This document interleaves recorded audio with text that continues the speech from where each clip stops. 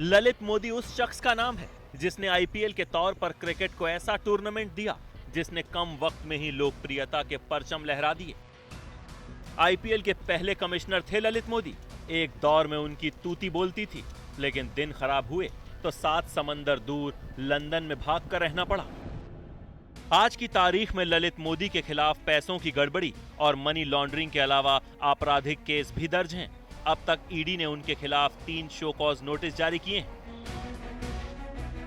उनके खिलाफ जो आरोप हैं उनमें शामिल हैं 1999 में ललित मोदी, बीसीसीआई और कुछ अन्य अधिकारियों ने फेमा के नियमों को दरकिनार कर 89 करोड़ की धांधली की।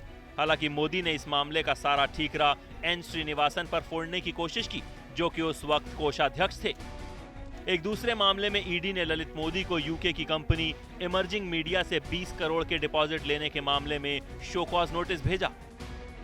तीसरा शो कॉज नोटिस 2009 आईपीएल के लिए दक्षिण अफ्रीका क्रिकेट बोर्ड को 243 करोड़ रुपए के भुगतान से जुड़ा है। ईडी इन तमाम मामलों को फेमा का उल्लंघन मानती है। ललित मोदी के खिलाफ आरोपों की लिस्ट यहीं नहीं थम जाती। उनके खिलाफ कुछ और मामले हैं जो उन्हें और उनके सियासी आकाओं को परेशान करने के लिए काफी हैं। ED $80 million world sports group को मल्टी स्क्रीन मीडिया की ओर से दिए जाने की छानबीन कर रही है। वर्ल्ड स्पोर्ट्स ग्रुप को टेलीकास्ट राइट्स कॉन्ट्रैक्ट से हटने के लिए यह रकम दी गई थी। ईडी ये भी जांच कर रही है कि कहीं ऐसा तो नहीं कि वर्ल्ड स्पोर्ट्स ग्रुप को जो $80 मिलियन की रकम दी गई, उसमें से $25 मिलियन ललित मोदी और उनके सियासी से लेकर दूसरे दोस्तों के अवैध खातों में पहुंच गई। इसके अलावा ईडी पहले आईपीएल के लिए हुई टीम ऑक्शन में कथित घपले की भी जांच कर रही है। ललित मोदी ने एक private jet Cayman Island company से खरीदा था। ईडी को शक है कि इसमें काले धन का इस्तेमाल हुआ था। जांच के रडार पर यह मामला भी है। मुंबई के जिस 4 सीजन्स होटल में ललित मोदी पहले रुका करते थे, उसके मालिक रमेश गोवानी की भी ईडी जांच कर रहा है।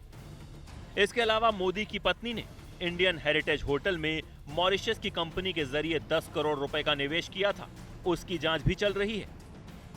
इसके अलावा आईपीएल की फ्रेंचाइजी देने में फेमा के नियम तोड़ने से लेकर कुछ फ्रेंचाइजी के शेयर ट्रांसफर, शेयर की वैल्यू और टीमों में विदेशी निवेश पर भी ईडी की टेढ़ी नजर है। पिछले साल दिसंबर में एक्शन टेकन रिपोर्ट संसद की स्थायी कमेटी को पेश की गई थी।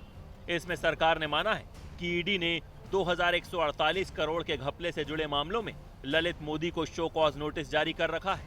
हालांकि इन नोटिसों में से कुछ में बीसीसीआई को भी जवाब देना है। मोदी को भी इसका जवाब देना होगा कि 2008-2009 में उन्होंने पैसों के कुछ बहुत बड़े लेन देन किए थे, लेकिन अपना पैन नंबर नहीं जाहिर किया था। ऐसा उन्होंने क्यों किया? कुल मिलाकर मोदी के खिलाफ सिर्फ ईडी यानी प्रवर्तन निदेशालय ही नहीं, बल्कि इनकम टैक्स विभाग और डायरेक्टरेट ऑफ रेवेन्यू इंटेलिजेंस भी जांच कर रहा है। वैसे ललित मोदी के लिए एक मुसीबत और इंतजार कर रही है। खबर है कि प्रवर्तन निदेशालय जल्द ही उनके खिलाफ रेड कॉर्नर नोटिस जारी कर सकता है। ऐसा हुआ तो ललित मोदी जिस मुसीबत से भागे भागे लंदन फिर रहे हैं, वहीं उनकी गिरफ्तारी भी हो सकती है और लौटकर भारत आना पड़ सकता है।